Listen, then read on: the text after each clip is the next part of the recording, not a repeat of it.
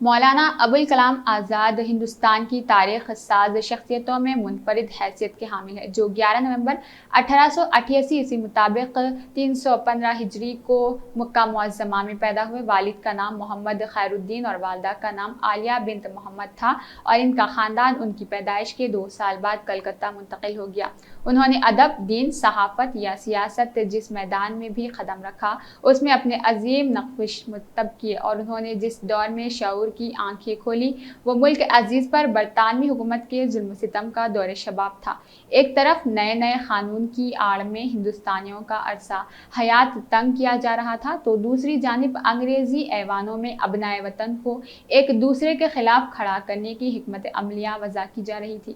مولانا آزاد غیر معمولی صلاحیتوں کے پیکر تھے۔ محض 11 سال کی عمر میں ہی داغ دہلوی اور امیر مینائی کے پاس اصلاح کے لیے اپنے کلام بھیجنے لگے تو نیرنگ 12 برس میں ایک رسالہ شروع کیا۔ 13 سال کی عمر عالم میں ادبی تنقید پر مضامین لکھے، آپ کی یادداشت کے کیا کہنے کے ایک نظر ڈالی اور ازبر ہو گیا۔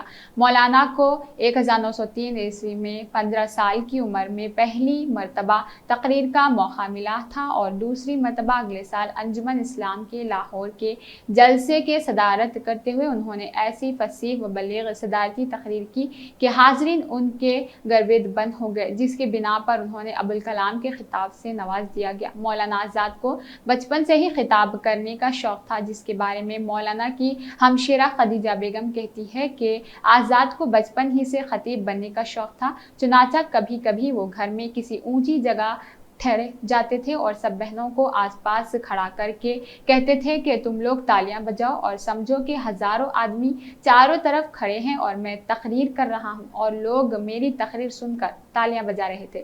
صرف 16 سال کی عمر میں مولانا آزاد کی سیاسی تفرقات نمودار ہونے شروع ہو گئی تھی۔ تقسیم بنگال 1905 نے ان کے اوپر گہرے اثرات مرتسم کیے، اور اسی اثنا میں 1905 میں ان کا تعلق شیام چندر چکرورتی سے ہوا، جو کانگریسی رضاکاروں میں ایک بڑا رتبہ رکھتے تھے۔ جنہوں نے دوسرے حریت پسندوں سے بھی مولانا کو متعارف کرایا تو انہیں بہت حیرت ہوئی۔ شروع میں انہیں ان کے اوپر بھروسہ نہیں تھا اور انہوں نے اپنی خفیہ میٹنگوں سے دور رکھنے کی کوشش کی، تاہم رفتہ رفتہ انہیں اپنی غلطی کا احساس ہوا اور وہ ان کے قابل اعتماد ساتھی بن گئے۔ 1908 میں انہوں نے مصر، عراق، شام اور ترکی کا سفر کیا۔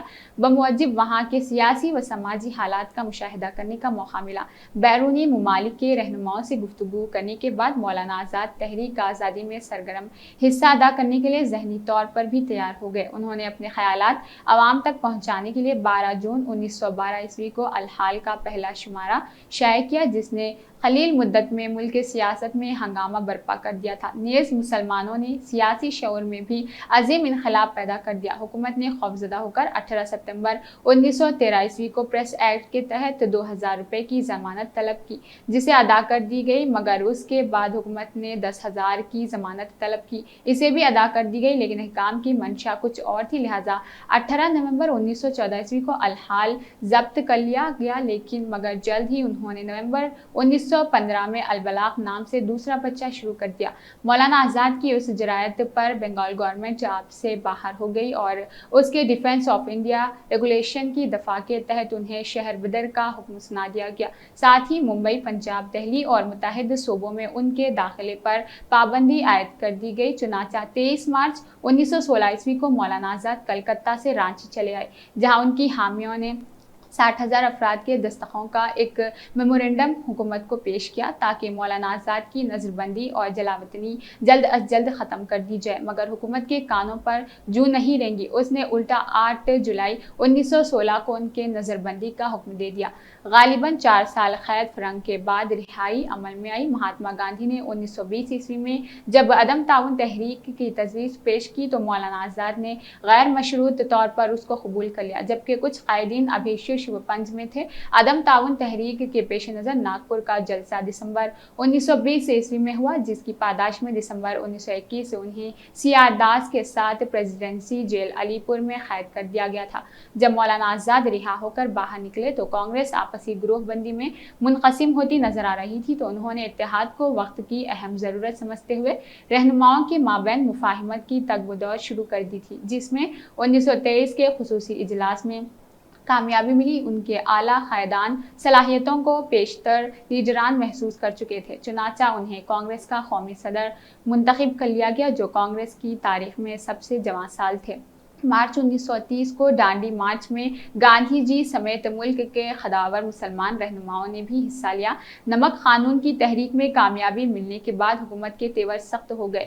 اس کے نتیجے میں حکومت نے ان رہنماؤں کو جیلوں میں بھر دیا تھا۔ مولانا کو گرفتار کرکے میرٹھ جیل میں ڈال دیا گیا، جہاں سے وہ 1.5 سال بعد چھوٹے، اور 1935 کے گورنمنٹ آف انڈیا ایکٹ کا نفاذ عمل میں آنے کے بعد کانگریس نے پہلی بار مرکزی اور صوبائی اسمبلیوں کے لیے الیکشن میں حصہ لینا قبول کر لیا تھا، جبکہ صوبوں کی خود مختاری کے معاملے میں کانگریس کا ایک دھڑکا الیکشن کے مخالفت کر رہا تھا، مگر مولانا آزاد کے نزدیک کانگریس کو اپنی مقبولیت کا ثبوت فراہم کرنے کے لیے اس سے اچھا موقع نہیں مل سکتا۔ انتخابات کے سلسلے میں مولانا آزاد کو بہت زیادہ تکالیف اور مشقتیں برداشت کرنی پڑی۔ 1937 کے الیکشن میں کانگریس کو 7 صوبوں میں اکثریت حاصل ہوئی۔ ان کی فراست اور ذہانت کے دوسرے رہنما قائل ہونا رہ سکے، جس نے مولانا کو قومی سیاست میں نئی بلندی عطا کی۔ سال 1940 میں رام گڑھ کے سیشن میں انہیں دوبارہ کانگریس کا صدر منتخب کیا گیا۔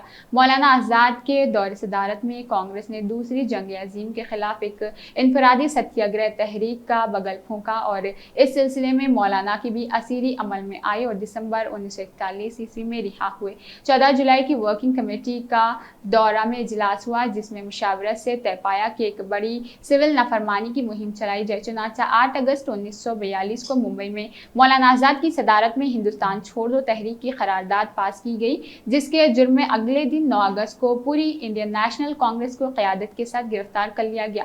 گاندھی جی کو پونا آغا پیلس اور مولانا آزاد وغیرہ رہنماؤں کو احمد نگر کے تاریخی قلعہ میں قید کر دیا گیا، جہاں قریب ترین 3 برس تک انہوں نے قید و بند کی مشقتیں برداشت کی۔ دوران اسیری مولانا آزاد نے اپنی اہلیہ کی شدید بیماری کے باوجود پیرول کے لیے خط لکھنے سے انکار کر دیا اور انہیں داغ مفارقت دی گئی۔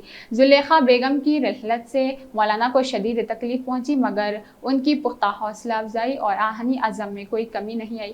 اپریل 1945 میں مولانا آزاد کو احمد نگر میں بانکورا جیل میں منتقل کر دیا گیا۔ یہاں ان کی صحت خراب ہو چکی تھی۔ بالآخر 2 سال 9 ماہ اس قید و بند کے بعد 15 جون 1945 کو رہا کر دیا گیا۔ انہوں نے وطن کی آزاد کے لیے اپنی زندگی کے سنہرے 9 سال 7 ماہ اور 24 دن یعنی 3519 دن برطانوی جیل میں گزارے، جس کا مطلب یہ ہوا کہ ان کی زندگی کا ہر 7واں دن سلاخوں کے پیچھے گزرا۔ برطانوی پنجہ استبداد سے آزادی کے بعد مہاتما گاندھی کے اصرار پر 15 جنوری 1948 کو انہوں نے وزیر تعظیم کی کرسی سنبھالی اور مسلسل 10 سال تک وزارت کے قلمدان کو بڑی حسن خوبی کے ساتھ سنبھالا۔